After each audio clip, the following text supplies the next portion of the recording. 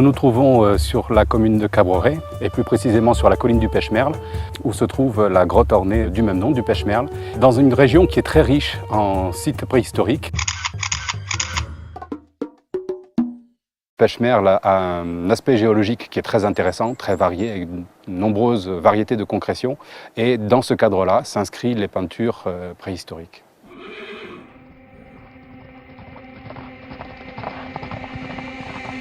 Les datations sont difficiles dans l'art pariétal, mais ici à Pêche-Merle, le panneau des chevaux ponctués a été daté par le carbone 14 aux alentours de 25 000 ans.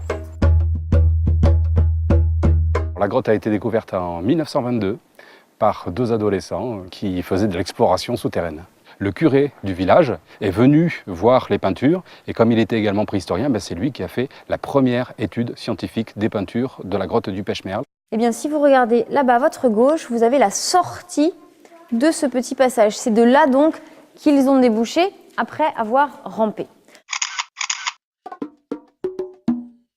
Quelques bougies, un peu de corde, une lampe à carbure et une expédition qui est assez longue. Il reste presque 10 heures sous terre, 10 heures dans la grotte. Les guides de Pêche-Merle, pour une bonne partie d'entre eux, sont des habitants de Cabreret et ils essayent de transmettre aux visiteurs leur passion parce qu'ils sont passionnés par la préhistoire. Si vous vous retournez, messieurs, dames, regardez ici. Vous avez ce qu'on appelle une main négative. Alors qu'est-ce qu'une main négative? C'est très simple, c'est un pochoir. Pour la réaliser, je vais poser ma main contre la paroi, prendre de la poudre d'ocre directement dans la bouche et ensuite souffler la couleur. On suppose ici qu'il pourrait s'agir d'une main de femme. On voit des empreintes de pas, on voit des traces de mains, on voit des peintures réalisées par Cro-Magnon. Et donc il y a cette proximité entre le visiteur et nos ancêtres Cro-Magnon, et ça crée une émotion.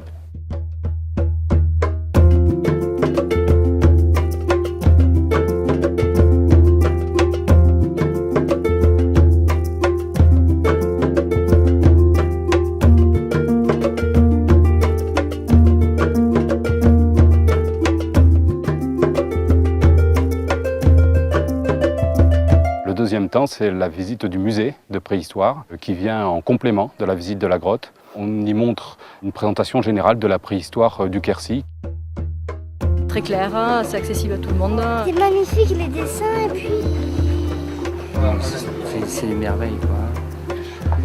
Ça nous laisse tout petit hein, par rapport à ce qu'on vient de voir. C'est bizarre parce qu'on a l'impression que c'est tellement bien conservé que ça fait récent en fait, je trouve.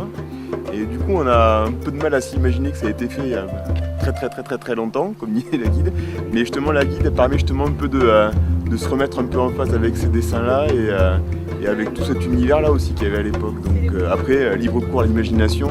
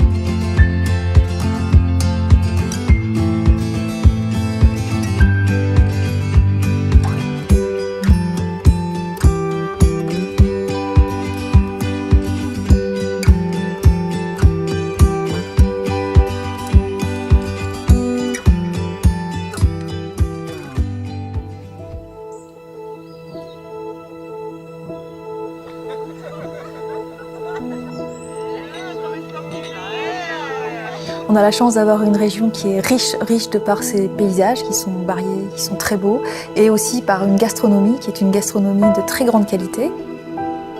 Ça commence d'abord par le vin. On a la chance d'être une région de production et notre cépage principal est le cépage Malbec. C'est un cépage qui a la particularité de donner des vins très ronds, gourmands et à la fois très puissants, mais ce sont des vins qui sont très agréables à boire, même jeunes, parce qu'ils ont un côté très floral et frais.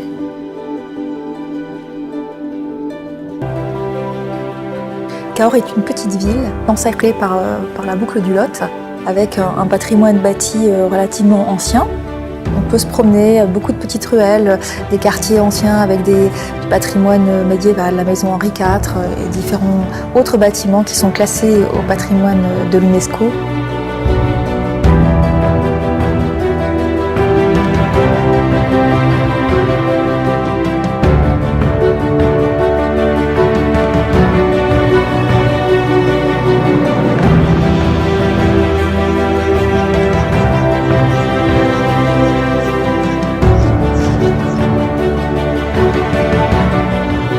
Mon monument préféré est le pont Valentré.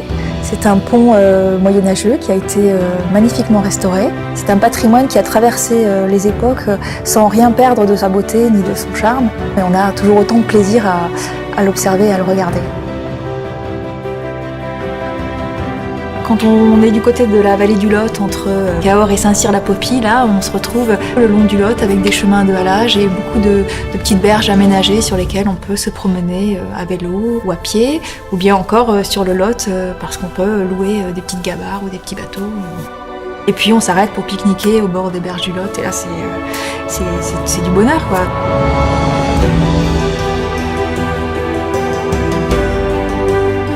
Dans le Lot, on a la chance d'avoir de nombreux festivals qui s'étalent du printemps jusqu'à la fin de l'été, avec entre autres le festival de blues et de nombreux autres festivals. On est vraiment très très riche en programmation. Quand on part du Lot et qu'on revient, on est super content de retrouver sa région parce qu'on s'y sent bien.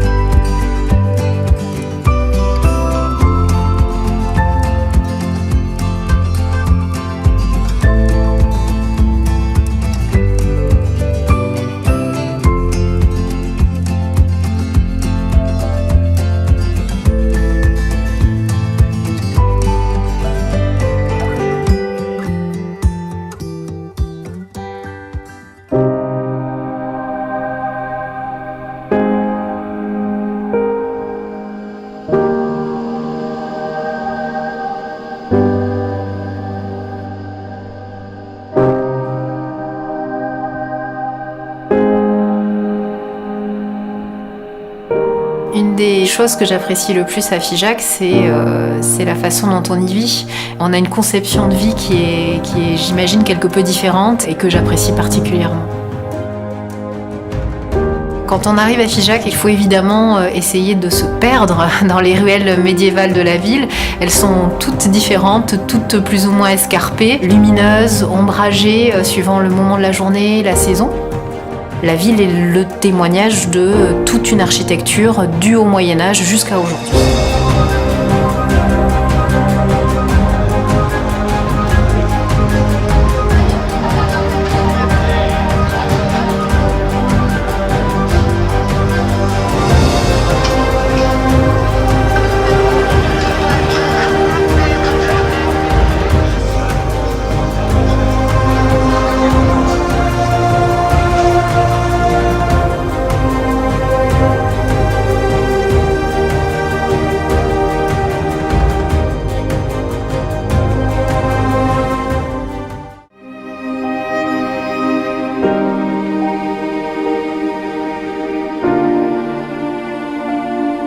Un des lieux emblématiques de Figeac, c'est bien évidemment la maison natale de Jean-François Champollion, le déchiffreur des hiéroglyphes. C'est un musée qui raconte l'histoire de l'humanité. Une de mes vues préférées à Figeac, c'est Place des Écritures. On aperçoit à la fois un morceau de l'œuvre de Joseph Kossut, donc un morceau de cette pierre de rosette mise au sol, donc ce noir très contemporain, et juste au-dessus se trouve une fenêtre à meneaux dont il ne reste que le cadre.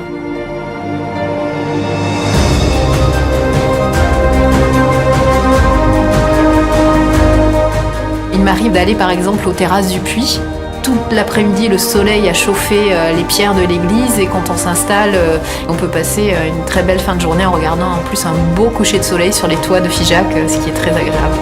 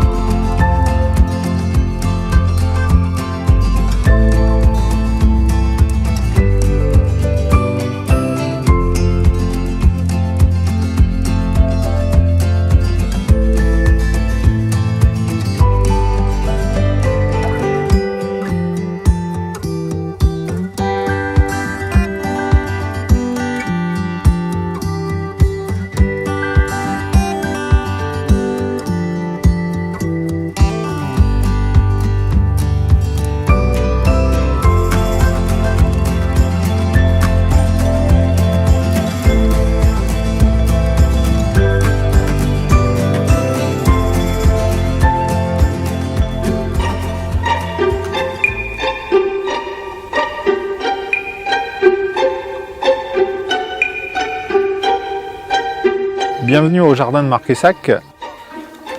Les jardins de Marquessac dominent la vallée de la Dordogne. Nous sommes situés ici face au château de Castelnau. Ce sont 150 000 pieds de buis qui ont été plantés entre 1860 et 1890. Ces buis jalonnent l'ensemble des promenades. Ici, ce sont les buis qui ont 150 ans. Donc ce jardin, il est unique en son genre. Vous allez découvrir 15 hectares de jardin, 15 hectares de buis centenaires. Donc aujourd'hui, Marquessac, c'est un site touristique privé et c'est devenu le jardin le plus visité d'Aquitaine.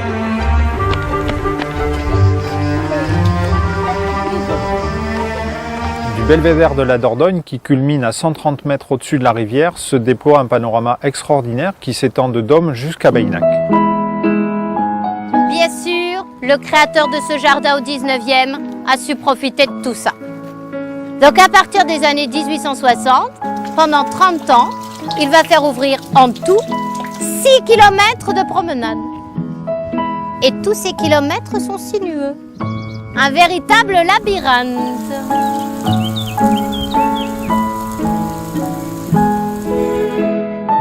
Après d'importants travaux de restauration menés en 1996 par M. Kléber-Rossillon, les buis sont aujourd'hui entretenus régulièrement. Ils sont taillés 2 fois par an à la cisaille à main.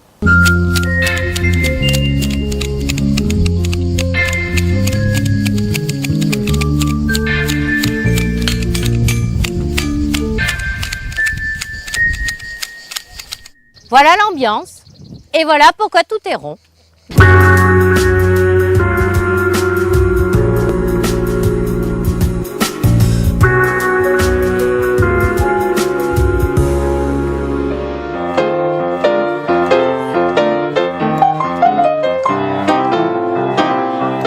Chaque premier samedi du mois de juin et tous les jeudis soirs en juillet-août, 2000 bougies illuminent les jardins. Différentes animations musicales, une déambulation sur échasse et un atelier pour les enfants ponctuent cette promenade nocturne.